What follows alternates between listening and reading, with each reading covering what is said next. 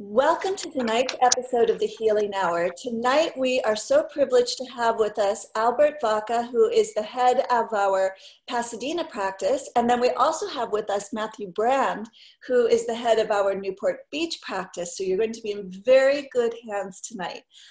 Tonight's topic is, does gender matter? Heart health for women versus men. And just to give you some background on this, we chose this topic, first of all, because the month of February is, of course, started out with being mid-month, Valentine's Day. So we thought how appropriate to be dealing with all matters of the heart. But also it was and still is Heart Awareness Month. And so we wanted to take this opportunity to really discuss with you cardiovascular disease and the differences that women experience versus men.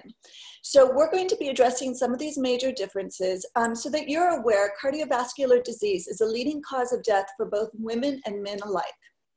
While some symptoms and risk factors might be gender shared, others are not. These distinctions give insight into our uniquely different bodies. Our intent is to identify these varying symptoms of heart attack, heart disease, and their risk factors, as well as the differences, including risk factors that are exacerbated by actual female-related things such as aging, health, menopause, whatnot. And we also thought it would be appropriate to address a topic that comes up periodically to us as a question, which is, can you die of a broken heart?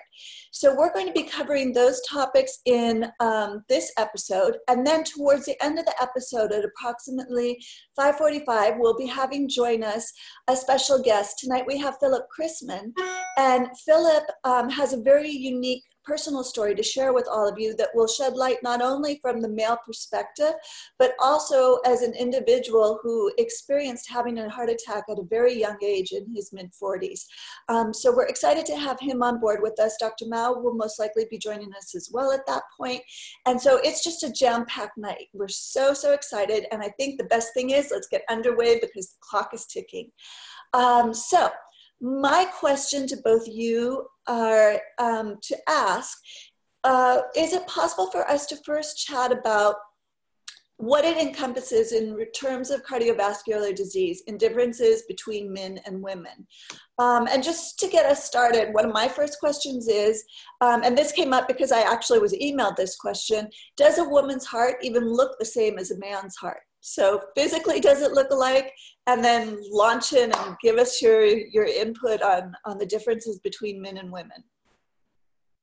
I guess I can start with that. Yes, they look the same. The biggest difference is size. So typically women tend to be smaller than men. That doesn't necessarily go for me or Albert because we're kind of small guys. But the other thing that makes women's hearts a little bit on the smaller side is also hormones. So female hormones like estrogen tend to make the arteries a little bit smaller. And so that affects a whole host of things, including having cardiovascular issues even when you don't have a blockage, just because it's smaller. And as opposed to for men where, male hormones like testosterone actually make the arteries enlarge. So those are the big, that's the main difference in terms of shape. Okay. Yeah. What about in terms, oh, I'm sorry, Albert, go ahead. Oh, I was just going to tell you a little bit more about cardiovascular disease. Yes, thank you. Cardiovascular disease is really like an umbrella, an umbrella of all the different diseases, all the different things that can happen in regard to cardiovascular events. So cardio meaning heart, right? So heart disease usually related to atherosclerosis. So think of sclerosis as like a straw that you pinch it, and now you got a problem with blood flow going through that straw. Okay. So that's what's going on with your arteries, basically. So heart disease, heart attacks, strokes. There's a couple of different kinds of strokes where there's, blood vessel blockage of the brain that can form a clot going on in there. It can also have a blood vessel actually burst. And that can, a lot of times that's from like chronic high blood pressure. So you hear a lot of people about, having high blood pressure for a long amount of time and then having a stroke during that time. There's congestive heart failure when your heart muscle doesn't pump, the blood, and it ends up getting fluid getting backed up into your heart valves there, in your heart chambers, that is. And then there's like an arrhythmia, which is like an abnormal heart rhythm, and there's heart valve problems that can go on. I think the big part of the whole idea of the cardiovascular disease is that it is the leading cause of death for both men and women in the United States. You know, we're talking like 300,000 to 400,000 people a year. That's a pretty big number when you're looking at even, you know, like one in three or 1 in 4 individuals. So that can be a pretty big deal. And, you know, if you look at the room you're in right now, how many of us are going to go down? So that's why it's so important of prevention and taking care of yourself and making sure there's no factors that precipitate any of these major events in your life. Dr. Mao actually likes to start talks by saying, you know, what's the first sign of having a cardiovascular event? What is it? The answer is nothing. You're dead. A lot of times you just have the heart attack. So, you know, we'll discuss some of those things as we go along here today, and you know, between men and women, and things to watch out for. Okay. Let's talk about, as far as heart attack symptoms, or, you know, symptoms. I want to expand this now that you just touched on some of these other different points. Is, for a woman, is she more inclined towards certain specifics versus a man would be? Do you find that there are percentages based on actual risk factors and symptoms? Well, first of all, risk factors are a separate topic, but in terms of symptomology, you know, the typical things that you find having happened for heart attacks specifically for both men and women, you know, is the pain in the chest, you know, the tightness that sometimes can radiate down, you know, the left arm to have some tingling. It can radiate up into the neck. It can go into the jaw sometimes. You can have some lightheadedness, dizziness, things like that. But for a woman, sometimes it can manifest as just an upset stomach. And we tend to forget that, you know, the heart is here, kind of on the left side, but it doesn't always radiate up. Sometimes it radiates down. And I think you have a speaker, Matthew, that must be close to you, and it's causing kickback as you're talking. It was almost like you touched your body and it touched the speaker. I think that was literally kickback from my knee kicking the table that my iPad's on. So keeping it real. Okay. Well, rewind, because that was really interesting, and I don't want anybody to miss that part. So basically, for a woman, sometimes what that can be is just, it's literally just if it can be an upset stomach, can be the predominant symptom. Generally, what you want to look at is it happening suddenly, and accompanying symptoms can be severe anxiety that comes on. Sometimes it's severe shortness of breath or fatigue that comes on. Sometimes it's something that wakes someone up at night and you're out of breath. So there's a whole host of symptoms, and for women, it can be very subtle at times. So I have a question for you, because a lot of those points that you just made are quite similar to having anxiety. So how would you separate out then? You said it's very subtle. Like, how as a woman would she separate out, knowing this isn't just anxiety, you're not just experiencing stress factors, literally your heart's shutting down on you at this point? Well, I think the important thing to understand is statistics. So statistically, women tend to have heart attacks closer to the age of 70. That doesn't mean that they will always have that, as opposed to men who tend to have them at age 65. Obviously, we'll be talking with a guest later on where that was not the case. Right. But, you know, I think that is one thing to understand. Is it, you know, are you going through menopause, which also can have, you know, can cause anxiety. I think the issue is the age, what your general level of health is, because if you have these other things which are risk factors, which we can get into later on, that can, you know, if you're basically in bad health and you're younger, then that might be, you know, something that you want to follow up with your doctor about or go to the emergency room for. But But yeah, I mean, I think statistics is like the stage one of really understanding whether or not it's that issue, or if it's something that where you're actually going through menopause and it's a more gradual increase of anxiety. Okay. When, Albert, what would you like to add to that? yeah, I was thinking about, you ask, for instance, you ask mothers a question, be like, are you tired? Are you having trouble sleeping? Most moms will pretty much say, yeah. I mean, me as a dad will have a similar feeling. Yeah, I'm tired sometimes. My kids keep me awake. I'm busy doing everything, but, moms have it pretty bad. So, so when I look at that, one of the main factors I think of when I'm looking through this list and the differences between men and women, I would kind of look at that fatigue factor, because everybody can be a little bit tired. But when it comes down to, man, I just walked down the stairs and I'm feeling really tired for some reason. I had trouble going outside to the mailbox, and all of a sudden I'm a little short of breath. I'm really tired. I need naps more than ever right now. So those are the things that I kind of want to watch out for. You mentioned the ideas of like the differences of it might be something, it might be a anxiety issue, things like a panic attack, for instance. But they tend to have more situational, more so than these kind of can come out of the blue. Matthew mentioned the anxiety that all of a sudden comes on really hard, especially in the middle of the night. That can be something like that, where all of a sudden, like, you don't get much of a buildup. You don't get much of a, oh, this has been going on for weeks. It tends to happen fairly much faster in that sense. It's from my understanding from that. Okay. Thank you. Okay. My next question for you both is just now to take this to the next step then, as far as what do we need to understand about cardiovascular disease in order to protect ourselves? Well, the first thing that we need to understand is that cardiovascular disease is largely preventable. If you take care of yourself, if you exercise, if you eat well, et cetera, you can avoid having these issues most of the time.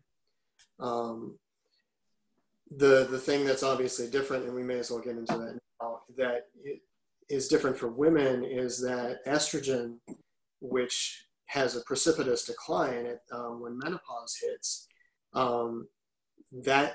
that is not there anymore to protect the heart. Mm-hmm. And so what estrogen does for the heart and for the arterial system is that it's able to, help relax the arteries and help protect the heart that way. And if the arteries start hardening up, that's when you start having issues. So we have to understand that the heart itself, obviously it has to pump blood to the entire body. And the first organ that it has to pump blood to is itself. And a lot of issues that people have stem from the fact that those arteries where it's like feeding itself, pumping blood to itself, those are hardening up and it's not able to actually help itself before it can help everybody else. So the heart kind of follows the, good therapy advice by helping itself before it helps people. And if, it has a tough job, and if it's not able to do that, then that's when issues start declining. But the other kind of risk factors that we tend to see are, obesity is a big one. And traditionally, statistically, women tend to be more obese than men. They don't tend to get as much exercise as men, although I think that that's a statistic that is changing. Definitely in the younger generations, I see a lot of women exercising a lot more than I certainly do. And they're taking care of themselves, as opposed to older generations where statistically, it's like they're not exercising regularly and potentially overeating. And so those are things that obviously can have poor effects on the heart later on. Other things that can affect women even at a younger age is what's happening when you're pregnant. Do you have diabetes that is actually induced by the fact that you're carrying a baby? So in other words, what gestational diabetes? Yeah. You know, and that can, you know, either be a sign of what's yet to come later on down the line, when they're older, or what may happen then. And generally, you know, if they're having also something called preeclampsia, like where they're having, you know, high blood pressure during pregnancy, then those are other risk factors that we have to look at. You can go on, and I'll let Albert actually contribute some stuff here. You're always taking my main points, Matthew. Smart pants. You did touch on something, Matt, that I wanted to just follow up with. The obesity issue. I think, you know, when we're talking about obesity as one of the preliminary factors of setting yourself up for a cardiovascular disease, cardiovascular risk, I think about adipose tissue, fat tissue, mainly around the abdomen.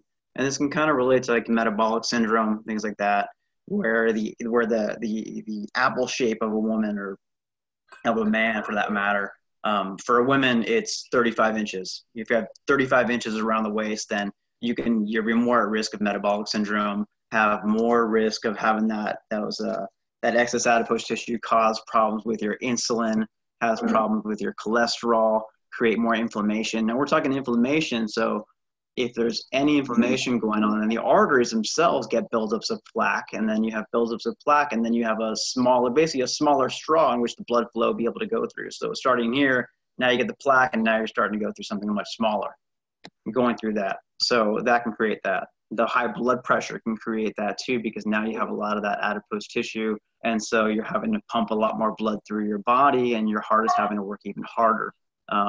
And then blood sugar issues going on with that too. The glucose is not able to take care of that excess glucose that gets in your bloodstream. So that again creates more inflammation in your body, can set yourself up for these kind of events. That was the big thing. You touched on the preeclampsia, the high blood pressure, the swelling of the feet. Something that I heard in my research was, you know, take a look at how your pregnancy was. You know, did you have any issues with your swelling? Did you have any gestational diabetes? Why is that so hard to say? You know, those are things that we can look at in the beginning and go, okay, you know, I was 30, say, or I was 35, or I was 42, whatever it was. But you know, how am I behaving since then? How are things? You know, how is my body now, and what can I do in order to get myself to that level where I'm at much less risk than ever before. Okay, thank you. I just want to add to this, if one of you will address, we have a viewer question where they're asking, how much does heredity come into play? And I think this is an appropriate time to ask that question since we're talking about risk factors. Also, just a side note for our viewers, Albert was touching on metabolic syndrome, and we don't have time to readdress that in full detail tonight, but if you go back to our archive of videos in Facebook, under the video section, we have an entire episode about that under November that you can refer to, and it's also in our archive on YouTube. So going to heredity, which of you would like to respond to that? I can do that. So the short answer is, obviously it is going to have a factor, but it's not set in stone. What we know from genetics is that has a big deal to do with a lot of things, including like tendency towards anxiety and depression, which obviously have an effect upon the heart in a lot of ways, especially for women, but equally, you know, men in other ways. But there's genetics, and then there's epigenetics. There's what you do with your life in order to make sure that those genes either stay on or if they turn off. And again, it's all lifestyle. Like, are you eating well? Are you taking care of yourself as best as you can? How are you managing your stress? How are you managing positive stress? Are you surrounding yourself with friends, et cetera, et cetera? So yes, of course, that is going to affect it. I unfortunately don't have any statistics to throw out in terms of like how much it affects people, but I don't think that we need to look at numbers and say that because this person and that person in your family have had a tendency of having heart conditions, that you will necessarily have it. If you, again, cardiovascular disease is largely preventable if you are able to take it into your own hands. And that's something that we definitely are on par, we're in agreement with Western medicine about this. We all pretty much agree. It's so much in your hands. So the big issues, I think the bigger issue, if I can kind of go on a little bit of a tangent, I think is going back to menopause, because there's so much that's happening, and emotionally it's so, I can only imagine, because all I can do is look at symptoms and only imagine what that would be like, to be a woman and suddenly have the rug pulled out from underneath you. You can't focus. You can't remember things that you used to be able to do. Your anxiety is much higher. You can't sleep at night. You're having these constant hot flashes. You're gaining weight. You don't have the energy to really do what you used to be able to do. So how do you actually feel better? And so this is a time where there's the potential to go down some potentially bad roads and create some bad habits in terms of, dealing with it. Do you drink a couple glasses of red wine a night, which I know a lot of our patients do? Do you reach for the dark chocolate a little more than a bite every, you're eating the whole bar or two? Are you not, because you're so tired, you're not exercising, and so your sedentary lifestyle ends up becoming more of the norm? So how do you manage it, and are you seeking out help that can really help you get through that transition, so that you're not causing problems down the line when your estrogen really is not there anymore? Okay. Let's talk about, now it's my turn to possibly mess up on a word, comorbidities. Did I say it right? Yep. Yes, Nice. thank you. So Matthew tossed this word out to me last week, and I was like, huh? What's that? And I had to look it up. I love how our doctors are always educating me so that I'm learning as well. So let's talk about this. What is it, first of all? I understand that it means coexisting chronic conditions at the same time. So perhaps you can give us some examples as it relates to tonight's episode. For instance, to me, one would be high cholesterol and high blood pressure, and how that gives a double impact, or diabetes and chronic kidney disease. I don't know if those are the most appropriate examples, but I'd really love both of your input on this. Well, when it comes down to the comorbidity factors, think of risk factors of how many are we having at the same time. How much is your body having to battle with in order to balance itself? In Chinese medicine, we talk a lot about balance. So if you're not sleeping well and you're having stomach aches and you're having headaches and you're, so forth, then, okay, which one are we going to put out? Which fire are we going to put out first? In Chinese medicine is great because we can actually put out a lot of them at the same time. But there's always some sort of focus going on here. And the nice thing is even in situations like this, the cardiovascular disease, even if we have a high blood pressure, high cholesterol, there's still plenty to do that will hit both of them at the same time. Now, there's medication for each, and a lot of times they keep them separate, but we're still looking at, in Chinese medicine, diseases of the spleen, diseases of the liver, diseases of the kidney, right? So we're looking at, spleen, adipose tissue, spleen in regard to obesity, spleen in regard to digestive processes, spleen in regard to fatty arterial blood flow, that inflammation that gets stuck in there going on there too. So as an example of using that. Having high blood pressure, for instance, there's the liver involvement that goes along with that. Liver being in charge of the free flow of blood and fluid through your body. So if that is subject to disrepair, then we have a problem with the proper flow. And Chinese medicine always talks about if there's no flow, there's pain. And if flow is great, then you're not having any pain. So we look at the liver and go, how can we calm that down? So we're not getting that type of high blood pressure situations where we're feeling, tinnitus in the ears or redness of the eyes or big headaches going on, or, God forbid, any kind of stroke involvement. So these are things that we can take care of as we go along with things. Chinese herbs can be excellent for this. Our supplements, our Infinity line, our supplement line can be very good for these as well. Dr.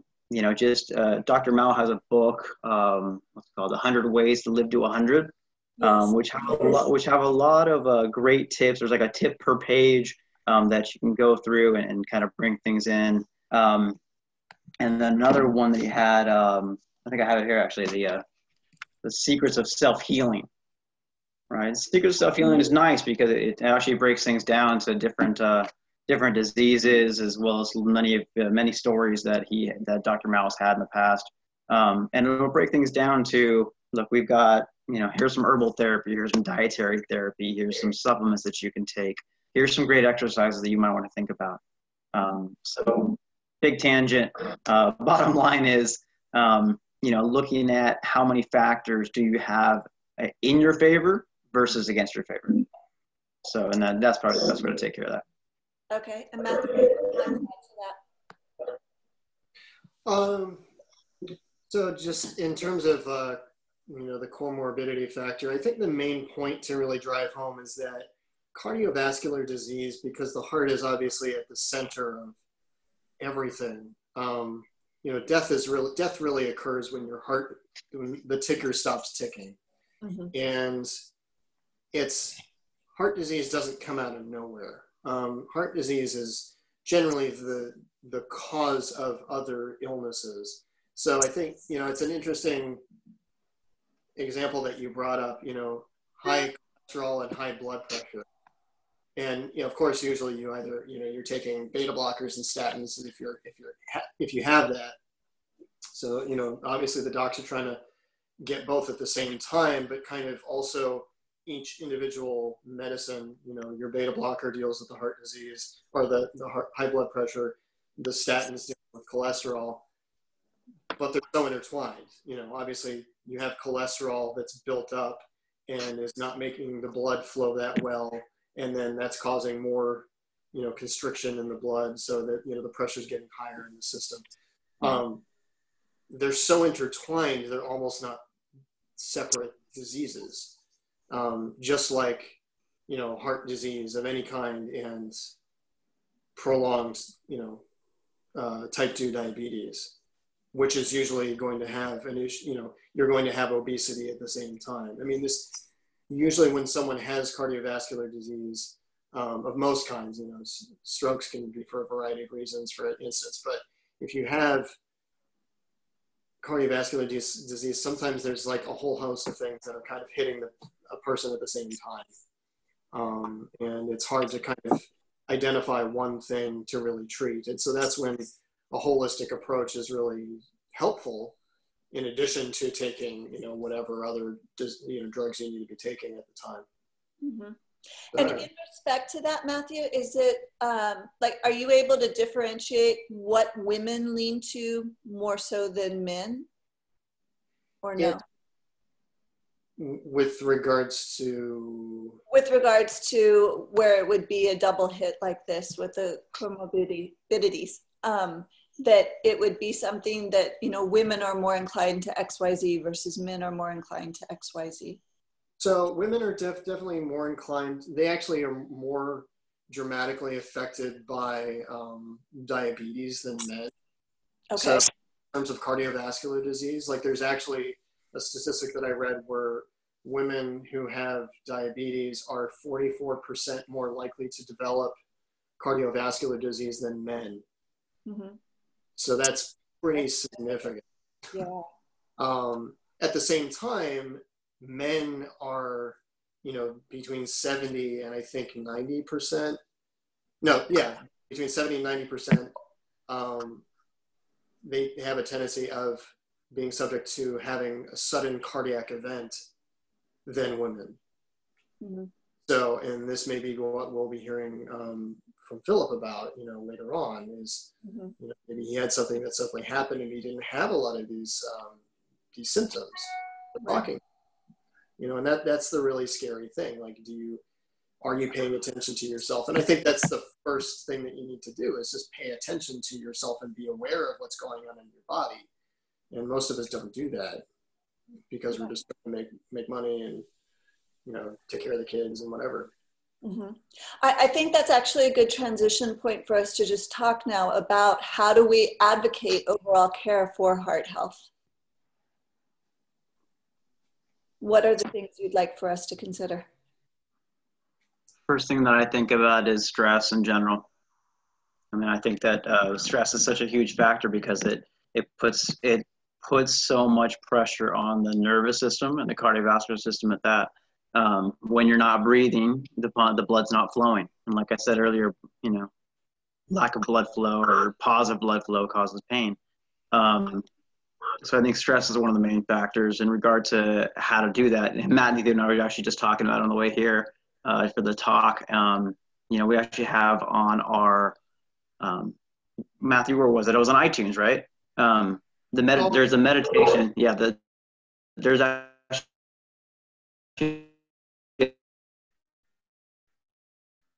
a stress relief meditation and for a clinic, and it's about 15, 17 minutes long. And, you know, basically, you know, talks you down from all the way from the head down, you know, toward your face, trunk, and abdomen, down to your bottom of your toes. There you go. Yeah. I So don't there's know heart. as I speak. I'm just going to speak for a second so they can see it. So it's called Happy Heart, Healthy Heart. And this is actually something that we have a discount on until tomorrow. Tomorrow's the last day of it. So you can even take 20% off if you purchase it by tomorrow. And I'll get the coupon code while we're still talking. But it's available as a download, which is what Albert said, or you can get it in the CD format. It's whatever your preference is. Yeah. The reason I bring it up is because that's just one small thing that you can do. I tend to give my patients something called the 90-second reset. And that's basically, look, close your eyes, put your feet flat on the floor, and, you know, breathe through your abdomen. Inhale. When you inhale, your belly goes out. When you exhale, your belly goes in. 90 seconds of good, just solid breath work, talking like 5 or 6 or 7 breaths, depending on how you breathe. And it's such a nice little reset throughout the day. So having, you know, 2 or 3 of those throughout the day can really help those factors, because if you're stressed, you got the adrenal glands get hit. So then you have problems with cortisol. So cortisol levels can affect your sleep. Cortisol levels can affect your how you hang on to fat in your body as well. You know, when there's stress, you know, your hormones and your stress, your hormones basically don't work as well as they need to, right? So you have, you know, estrogen, progesterone could have problems with that. And your digestive process doesn't work as well. So all these things, if you're not digesting well, then everything's not flowing well. So by doing those things and taking care of your adrenal system, taking care of that nervous system in your body, that can go a long way in doing that. And acupuncture is specifically is very good at relaxing the nervous system. Yeah, just to build on that, you know, I think it's important, the mindfulness that you can get through, you can almost sometimes think of, acupuncture doesn't just do this, but sometimes I think of acupuncture as being a guided meditation, with or without Mao talking into your ear. You know, you're basically getting out of that sympathetic fight or flight mode, which helps cool things off in the body, is how I like to think of it. And allowing that resting heart rate to really come down. But that said, I mean, you know, because I'm the exercise guy and I always talk about it, I mean, there's a lot of t-shirts that says exercise every time I do these things. But, you know, you have to work your heart a little bit so that it's able to, when it is at rest, it's resting lower. It's not having to work as hard. And obviously there's movement that you can do. I mean, Qigong is a nice gentle way of getting things moving. Sometimes a standing meditation is also a way of elevating your heart rate, even sweating a little bit, strengthening yourself, and also learning to move while being calm. I think those are skills that you have to develop over time, and not immediately jump into fight or flight mode because, you know, you weren't expecting someone to come out of the break room in front of you and you freak out. Something as banal as that. And other things, I wrote about this in the February newsletter, but I mean, there's some great studies that look at the importance of doing a sauna, because the sauna actually, and I don't think there's a real difference with regards to this, with regards to heart health between an infrared sauna or another sauna, but that's another reason to do the sauna when you come in, is that you are exercising your heart without putting strain on your skeletal system. And you're giving your heart a chance to kind of run a couple laps while you're in there for about 15, 20 minutes. So that's another thing. But I mean, move. Okay, thank you. Okay. Go ahead, Albert. Oh no, I always want to touch on food. I love talking about food itself. So I mean, yeah, I mean, we got to watch our food intake, and we got to look at, how we were raised and what we're kind of used to eating, and how can we flip that on its head if necessary. So if we were raised with just, I don't know, just, high saturated fat foods as we go along, lots of starches, lots of meats, lots of cheeses, well, then you're probably not setting yourself up for better health in that way. But if you can learn to modify, if you can learn to start eating more greens in your diet, more vegetables.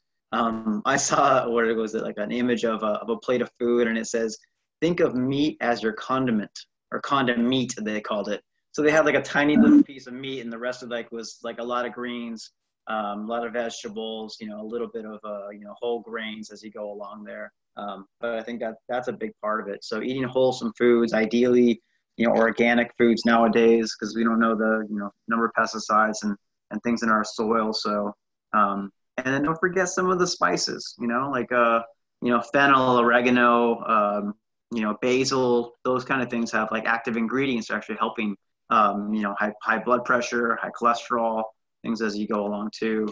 So there's lots of natural remedies out there. Dr. Mao has them in a lot of his books. But I think that's a good place to start. There is particular Chinese herb, as well as, you can get them in teas, but something called hawthorn berry, something called shanxia in Chinese. And that is one of the major herbs that we tend to use a lot to help with high cholesterol. Okay. To go along there. So if you have your triglyceride numbers are high, if your LDL numbers are low, adding some of that in there, adding some red rice yeast can also be very helpful. You'll want to watch out if you don't have like liver issues with that one. But there's plenty of herbs that help your blood flow and help things move along. But diet's important. What you put in your body. Yeah. Very important. The next, I'm going to come back to something that you mentioned in just a minute. I just want to do a quick search here. But in the meantime, can we talk about this premise of dying from a broken heart? What does that actually mean? Okay. So it's pretty rare, but it originally was discovered in Japan by Dr. Sato in 1990. Its name is, I had to look this up, Takotsubo cardiomyopathy. So Takotsubo is a pot with a round bottom and a narrow used for octopuses in Japan. Mm-hmm. So it kind of looks like one of the ventricles in your heart. So that's why he named it that. It occurs in response to sudden emotional stress, particularly grief. It's more common in women than men, mostly postmenopausal women. The most common symptoms are chest pain and difficulty breathing. In rare cases, people get palpitations, nausea, vomiting, loss of consciousness, etc. But it's unique insofar as it specifically happens in relation to stressful emotional events. So it also tends to be in the afternoon is the other thing that happens. But while about 90% of cases are postmenopausal women, the prevalence is pretty low. It accounts for maybe about 1 to 3% of all heart attack incidents. But 90%, 96% of these cases are, people fully recover from them. Okay. Thank you so much for sharing that. Sure. Wow, we are just blowing through the time, and surprise, surprise, it is already time for Dr. Mao and Philip to come on. Is there anything, Albert and Matthew, that you would like to add before we bring Philip on with us? No, I mean, I think we should just thank Philip and Dr. Mao for being here, because obviously we're anxious to hear Philip's story, and yeah, that's all I got. Okay, well, just one moment. I'm bringing Philip over as well and unmuting him. Hello. Hello, Philip. Hello, Dr. Mao. It's such a pleasure to have both of you on tonight. And Philip, thank you so much for taking this time to share your story with us. I mean, it's an amazing story. I know I've heard it before, but each time I hear it, it just deeply impacts me. And I think that there's many others that will learn from your personal experiences and what you're able to offer. So I'm going to hand over to Dr. Mao now so that he can say hello to everyone and do a full introduction for you, since you both have worked closely together on your treatment. All right. Hey, thanks, Tiffany, and thanks, Dr. Albert and Dr. Matthew from our Pasadena Newport Beach office, respectively. And so this topic is so relevant to what's happening in our world of health today. And so I want to take this opportunity to introduce Philip Chrisman, who's our esteemed guest for this segment. And just a very quick introduction. Philip has, I've known Philip for a long time. And he's been a long time student of my father. And so he's studied Chinese, Taoist philosophy, spirituality, and he's been really around the tradition for many, many years. And as well that he has, even though he lives in Atlanta, Georgia, and has lived there for most of his life down in the South, he does use Chinese medicine very diligently all these years. And so this is why we brought him on, because, people might think like, wow, so this guy's been using Chinese medicine his whole life. But how the hell did he, sort of develop the condition that he did, right? I mean, these are the kind of things we kind of think about. Well, so I'm going to let him tell the story, but here's a guy who was not obese by any stretch of imagination. In fact, oftentimes have been fairly skinny, and someone who doesn't have a history of high cholesterol, because again, it's just not in his constitutional makeup. But one of the things, is characterizes Philip is that he's an extremely successful business executive and executive coach, and he travels a lot. He's, in a lot of high pressure, high power situations and so forth, most of his career. And so, he's a perfect example of what happens to male who are out there in a corporate world and really under tremendous stress, and then has a massive event at age 48. So I wanted to take this opportunity now to introduce Philip Chrisman. And so Philip, I'm glad you can be on this show. Tell us about what happened and how it has changed you and what you've been doing to come back from this huge obstacle that almost killed you.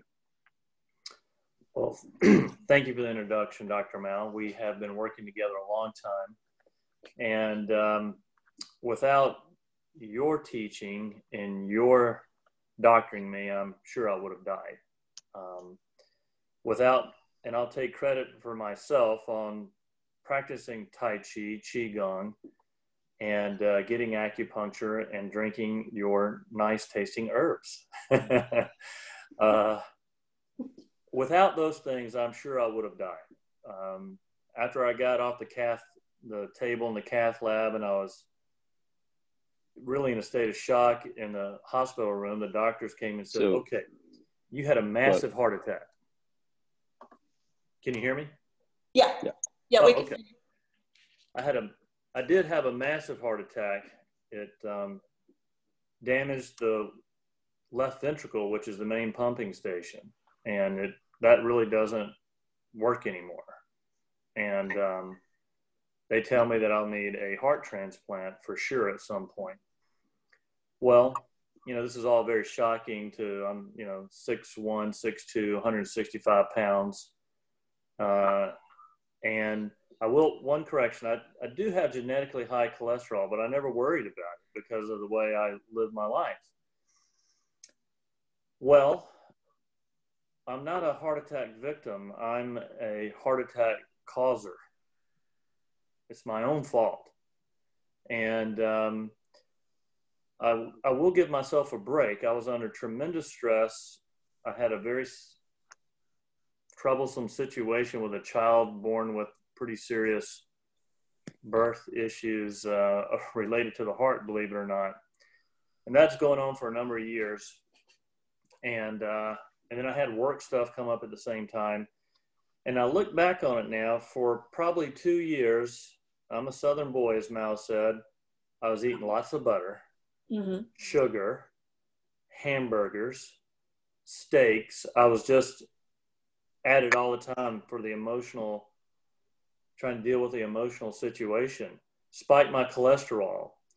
And it turns out I learned in the cath lab that my left anterior descending coronary artery, LAD, also known as the widowmaker, which is where the blockage was, one blockage, has a very severe turn in it. And so you imagine a river with a sharp turn, all the silt builds up right there. That's what happened to me. The stress caused that plaque to burst in 100% blockage. And so that's what happened. There's a couple other things, some heavy metal toxicity. Dr. Mao talks about this. This is why he has the detox program, etc.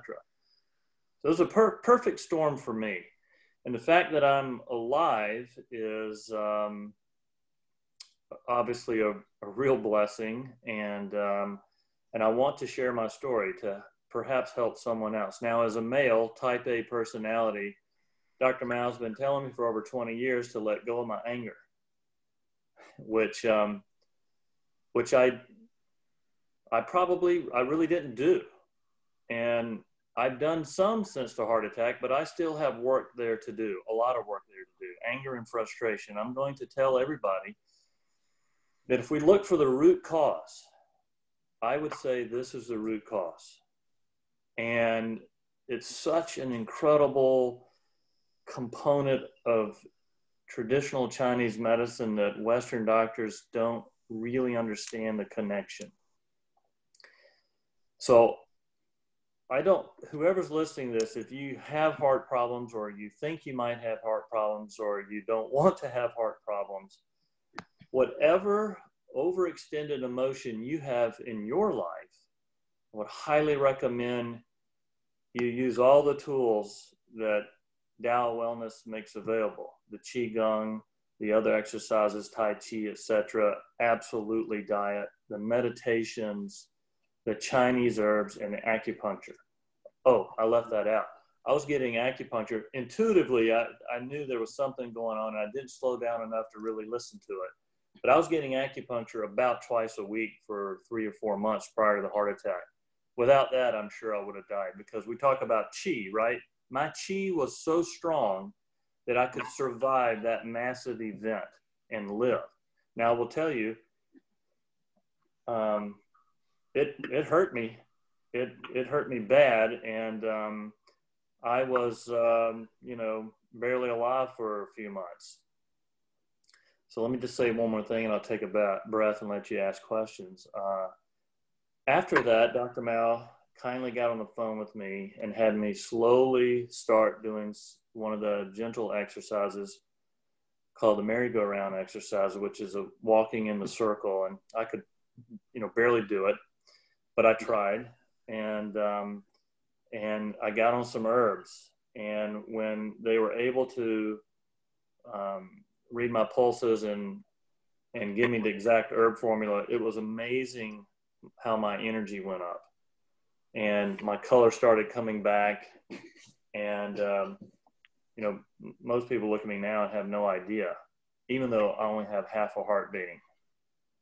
So my energy has really gotten way better. I don't travel like I used to, etc. It is hard on me, but on the other hand, I fathered a child two years ago at 53. So, so, I'm still living my life is the point, which is very important. So I'll take a breath, and Mal, please, you have complete authority to talk about my emotion, my anger, whatever you want to do. I want to be as transparent, help people however I can. I'll answer any question.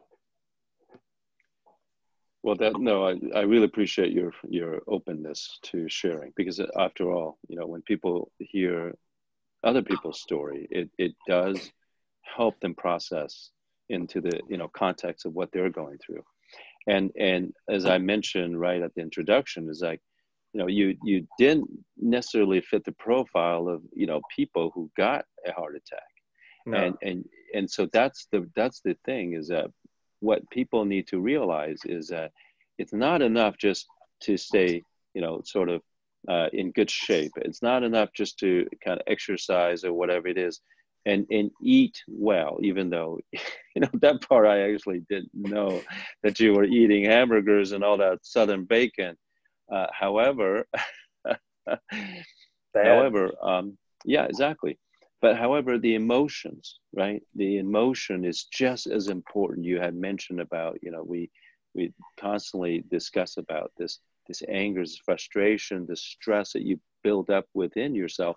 And this is very common with the male population in the Western world today, and it's starting to actually spread to the East as well. But the male in general, we don't communicate. We don't let off steam. We don't say, hey, I feel this way or that way. Women are great at it. And this is one of the reasons why women still, relative speaking, compared to the male population, they have lower risk for heart disease. Although interestingly, as women enter the workforce en masse in the 70s and 80s, and now of course commonplace, the risk for heart disease also has gone up, because again, now they're dealing with the same corporate stress, work stress, that they also have a hard time talking about, because it's maybe hard to talk to the colleagues because they're in that same rat race. They're trying to get ahead. And but still, women are so much more easy in terms of sharing. I'm just really feeling horrible about this. I'm upset about this, or I don't like this.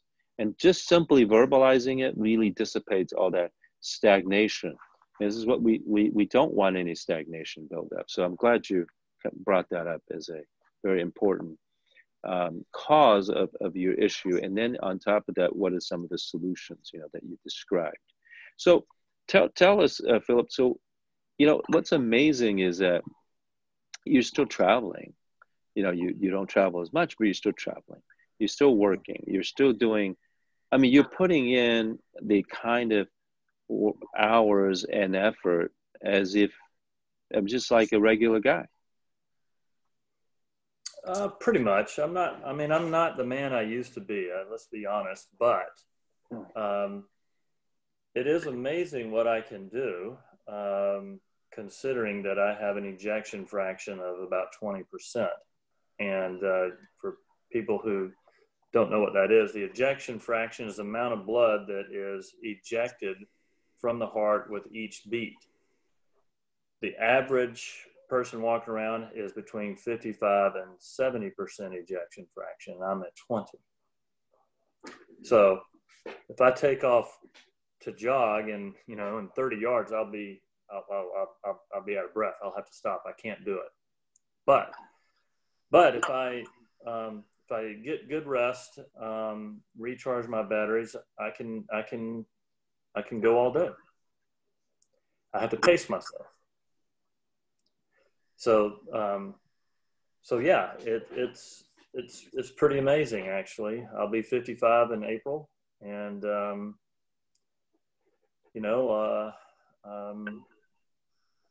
again, I'm very thankful to be able to do what I can do.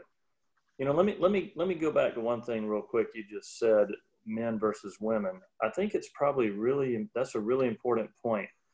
I did not express myself at all with my wife really when we were dealing with all the things with our son for years. I tried to be strong for her.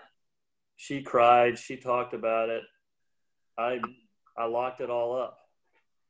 I locked it all up, and that was a mistake, no question.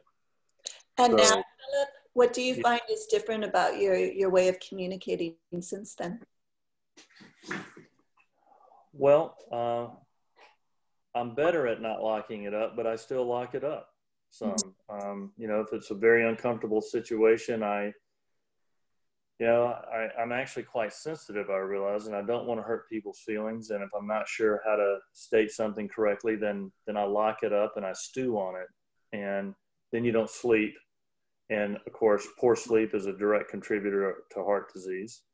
But I'm better, Tiffany, at catching myself now and knowing this situation. Having a big heart attack helps me remember that.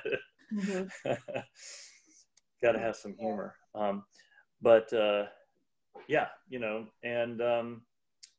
It's critical to find the right balance to express and share, and at the same time not overindulge in the emotion. I have another question for you. Given your experiences, and I know that one child wasn't born yet when this happened, and then the other children were very young. What do you find as far as insight as a father that you're passing on to your children now through your experiences? Well, that is a great question. Thank you for that.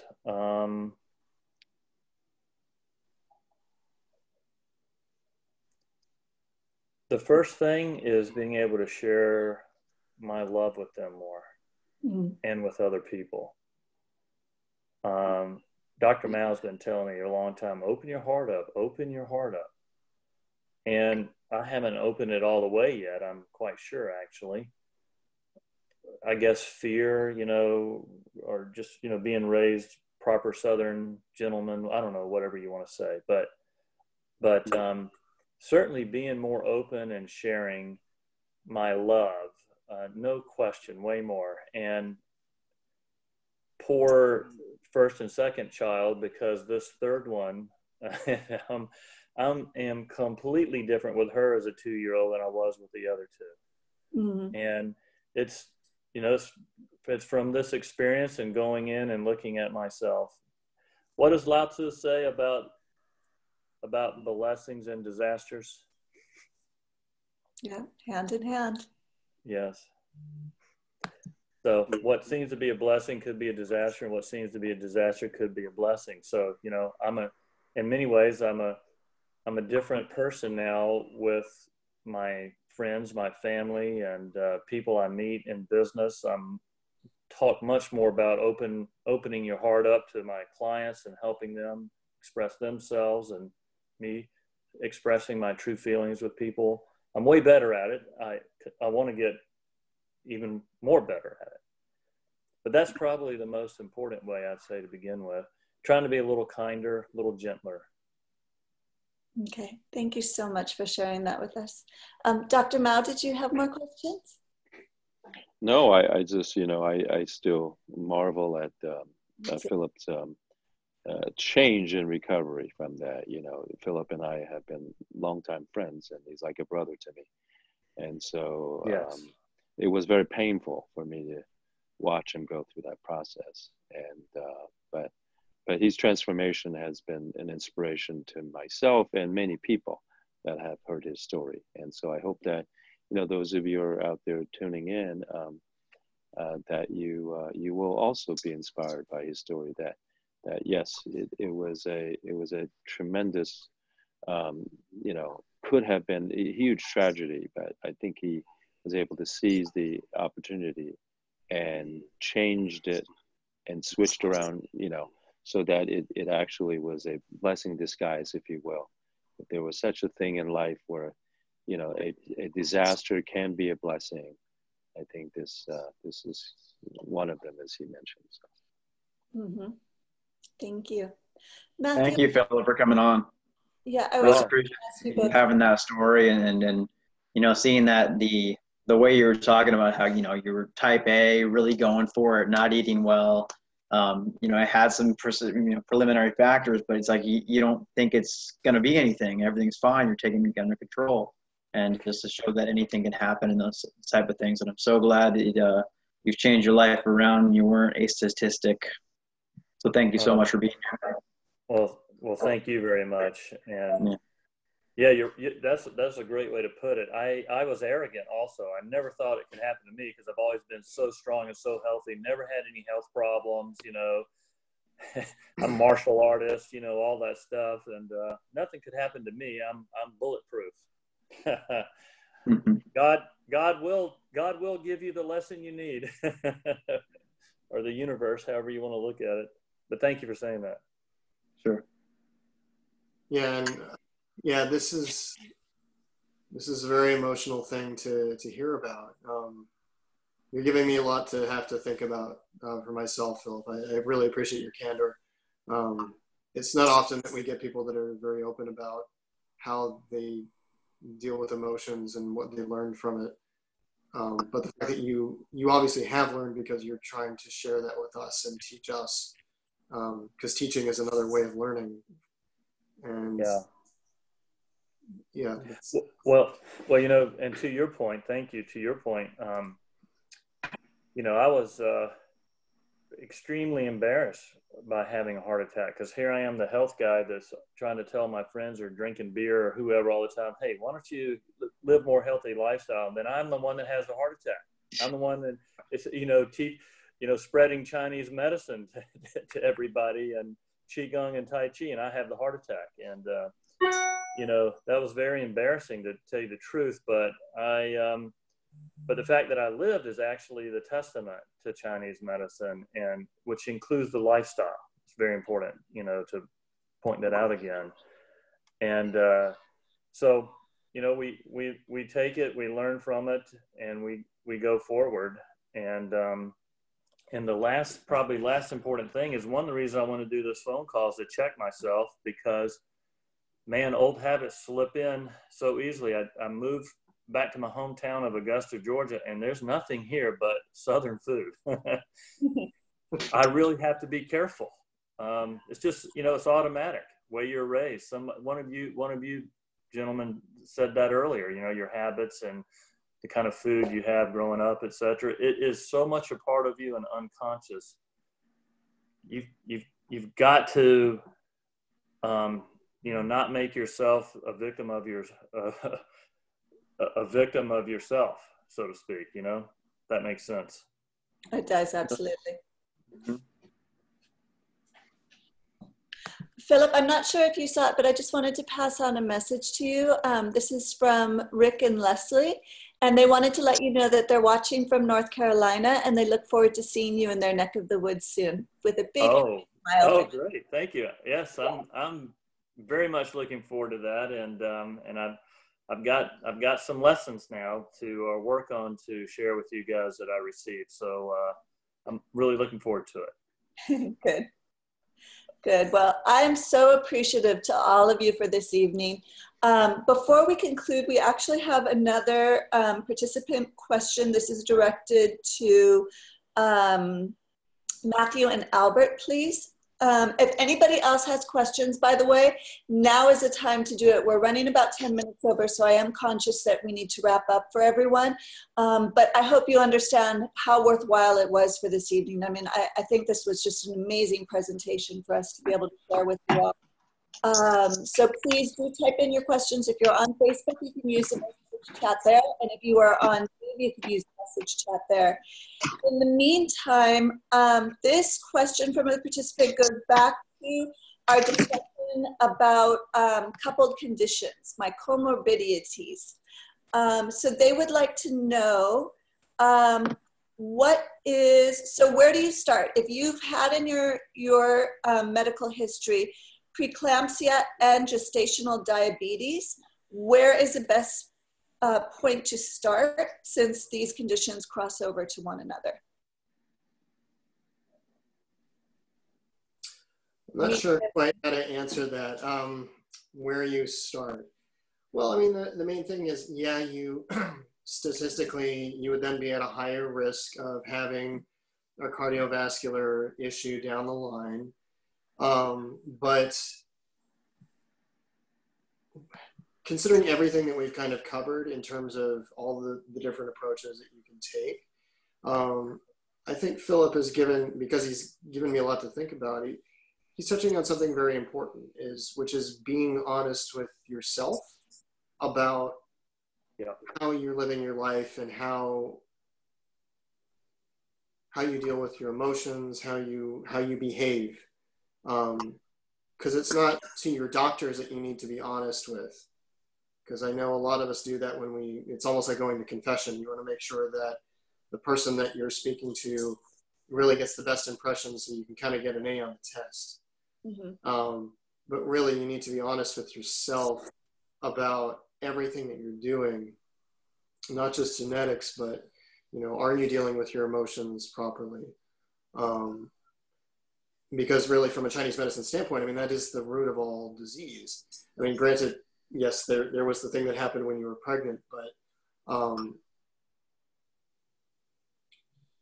I guess pay attention to yourself is a very kind of general way of describing it, but that's where I would go.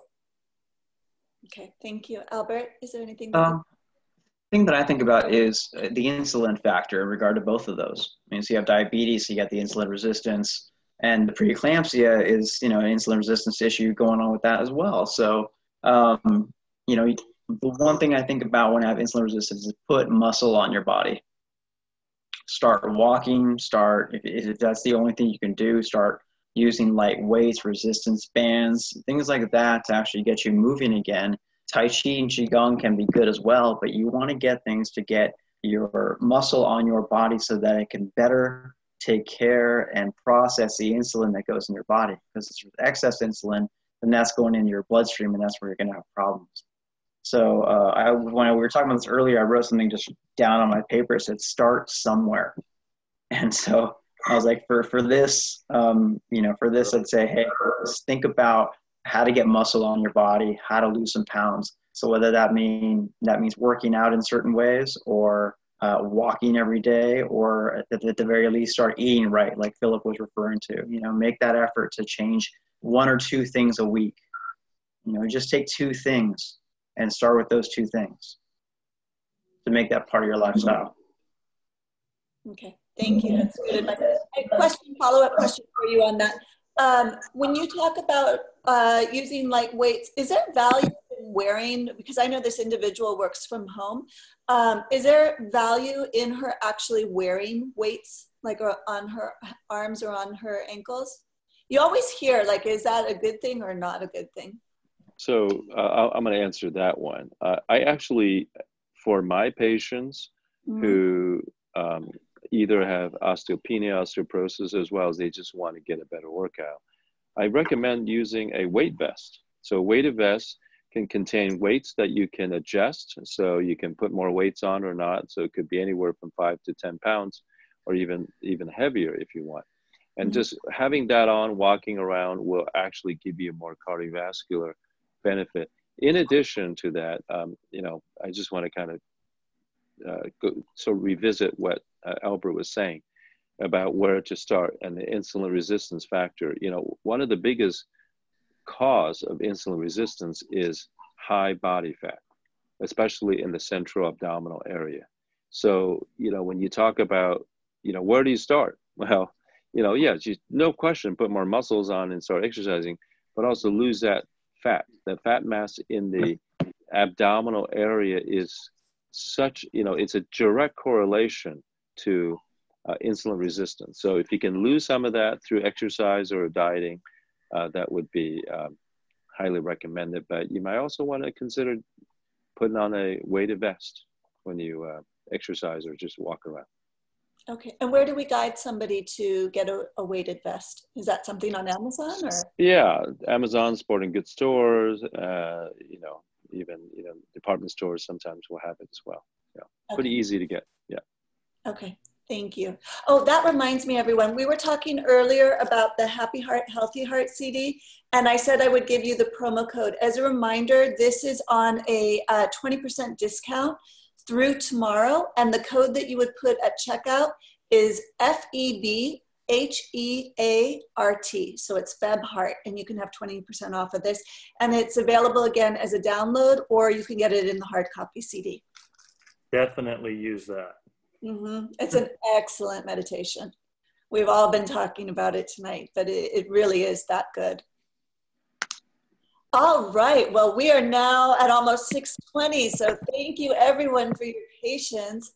Especially I would like to thank Philip again. It was just a privilege to have you on with us tonight, Philip, and thank you for your insight. I think it was very inspiring for everyone, and also that you were so vulnerable, because I know you touched on some things that you know, it has a lot of impact in your personal life, and it was just so kind of you to be open and sharing that with everyone. For the men out there, that's important. It is. You got big heartbeats from the women. We were like, oh, he's so sensitive. Okay.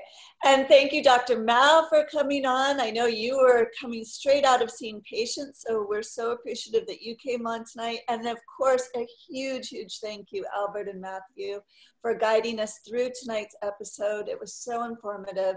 And, you know, we're just very appreciative for you to take the time out of your schedules tonight to be with us. Absolutely. Thanks for having us. Yeah, thanks for having us. And yeah, thanks again to Philip.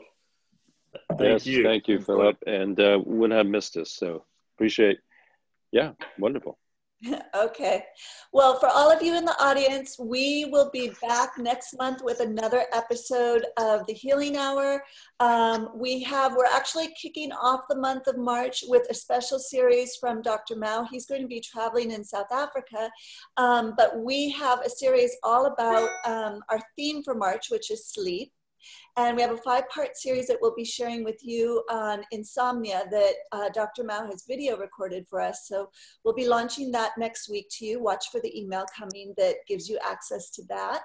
And then we've got Dr. Dow. He's going to be talking about menopause in March. That will be on the 14th of March. And then we come back full circle with another telestudy group, as well as with another healing hour. And Albert will be back on with us in March for that one. And then one of our other practitioners will be joining as well. So please watch for these updates. And we're just so happy that you were able to join in tonight, or at least be able to watch this in replay. And always feel welcome to share with friends. And if you have questions, you're welcome to reach out to us too. Okay. Thank you, everyone. Have a beautiful night. Take care. Great job, Tiffany. Thank you. Bye. Bye, everyone. Good night. Bye-bye. Good night.